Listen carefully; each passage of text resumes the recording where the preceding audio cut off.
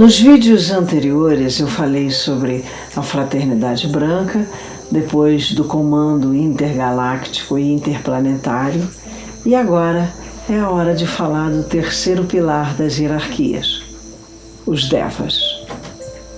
Vamos recapitular. A Fraternidade Branca são os seres que já viveram como humanoides aqui mesmo, no planeta Terra, e depois de cumprir todo o processo da evolução espiritual, chegam ao patamar de não mais precisarem viver na matéria. Mas alguns optam em permanecer entre nós para auxiliar o arquiteto universal. A hierarquia intergaláctica e interplanetária, que tem como líder o comandante Astar Sheran, e em sua tropa seres de outras galáxias e sistemas solares, como pleiadianos, arcturianos, etc., é composto por alienígenas.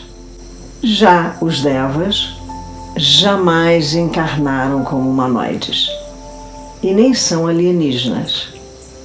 Esses são as consciências mais elevadas que nunca viveram como matéria.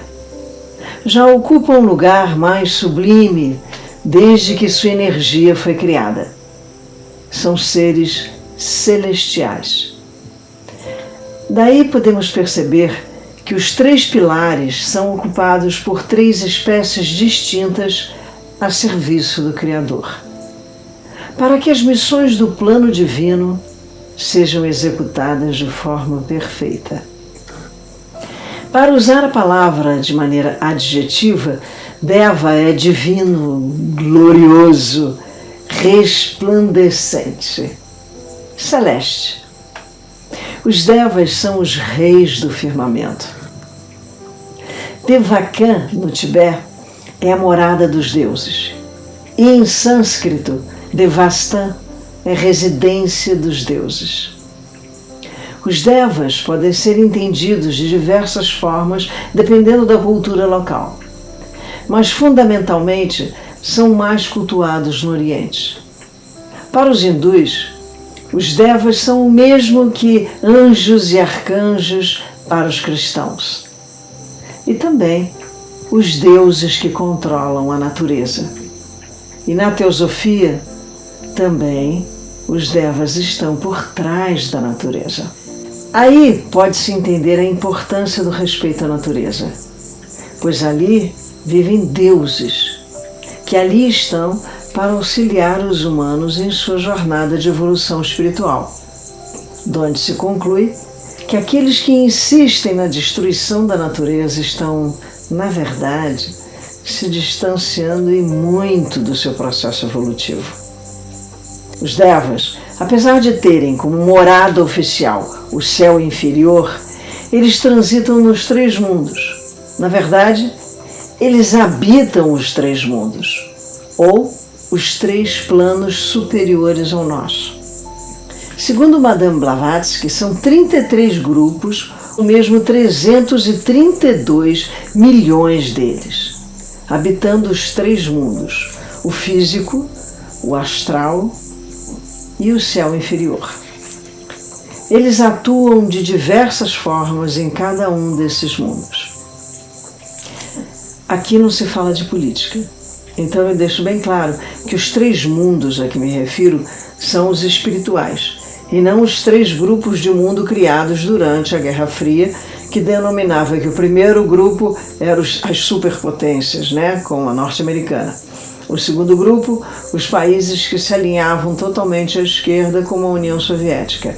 E o terceiro grupo, os emergentes, a qual o Brasil permanece até hoje. Antes de dar continuidade na tentativa de explicar a complexidade dos Devas, é importante que o quadro a seguir seja entendido. Nesse quadro, fica mais fácil a compreensão. Nessa apresentação sumária de como se dividem os diversos habitantes dos três mundos. Observem bem, com tranquilidade, o quadro. Eu vou narrar parte do livro de Gina Rajadasa, que faz a melhor explanação possível sobre os Devas. Não se atentem nesse momento à divisão humana no céu inferior. Isso trataremos no futuro, ok? A evolução das entidades conhecidas como devas ou anjos difere completamente de toda a vida dos mundos visíveis e invisíveis. No céu superior vivem os devas do tipo mais elevado, conhecido por devas arúpicos ou devas sem forma, porque a matéria de seus corpos está formada dos 3 subplanos superiores da matéria mental, tecnicamente denominada sem formas. Chama-se sem forma porque o pensamento nesta matéria não se precipita de forma definida, mas se expressa como vibração complexa e radiante. Nos quadros subplanos inferiores, chamados rúpicos ou com forma, porque neles os pensamentos criam formas de contornos definido, vivem os devas rúpicos ou devas com forma, os anjos menores. No plano astral existe uma ordem mais inferior, conhecida por devas câmicos ou do desejo, porque o mundo astral em que vivem é por excelência o reino das emoções autoconcentradas. Nesse plano e nos níveis etéricos superiores do plano físico, acham-se os espíritos da natureza, ou fadas, cujas relações com os devas se assemelham às relações que mantêm conosco os nossos animais domésticos. Ainda que suas classes superiores estejam dotadas de elevada inteligência, estas fadas não estão ainda individualizadas e se tornam egos permanentes por sua devoção aos devas. Do mesmo modo que, um a um, os nossos cães e os nossos gatos, por sua devoção a nós, chegam a possuir uma alma que se reencarna. Para mim também, confesso, é muito complicado entender o enredamento dos devas, porque eles estão por toda parte e podem ser representados por diversas camadas de seres diferentes. Para explicar os devas, eu tive que me referir bastante sobre visíveis e invisíveis, ou seja, o que tem forma e o que não tem. Então agora, acho que devemos entender um pouco mais do que se refere como visíveis e invisíveis. Entraremos naquela explanação feita no vídeo de número 3, em que falo das dimensões. A 4ª dimensão, como eu discorri naquele vídeo, não se trata de algo que vemos, mas sim de uma dimensão espacial. Embora não consigamos enxergá-lo nitidamente ainda, o mundo invisível é mais real que o mundo físico.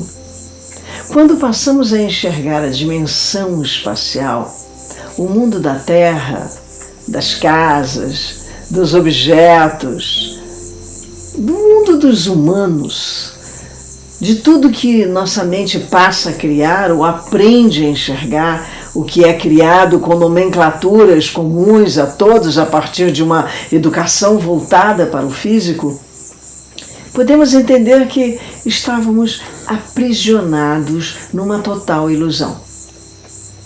Nosso mundo, comparado, mesmo que seja de um fragmento apenas do mundo invisível, vai nos parecer uma miragem, um sonho, algo fora da realidade. Sei que a maioria torcerá o nariz sobre duvidar de tudo que enxergamos e que tocamos, pois consideramos isso a realidade. Só que o mundo invisível é o mundo sutil. Também existe matéria, mas essa matéria é muito mais sutil em qualidade e substância do que somos nós e do que até nesse momento podemos enxergar. Todos os mundos invisíveis estão ao redor de nós, aqui e agora. De forma nenhuma estão separados do espaço em que estamos nós. O mundo astral e os seus habitantes nos circundam constantemente, embora a maioria dos humanos não se deem conta disso. Assim como o mundo do céu também nos rodeia, mas nos faltam olhos para ver e ouvidos para ouvir.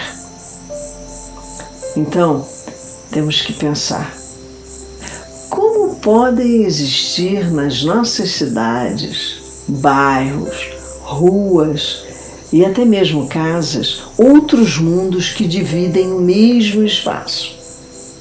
Como podem coexistir diversos mundos num só espaço? Existem justamente porque a matéria dos mundos superiores ao nosso são mais sutis que a nossa, humanos do planeta Terra.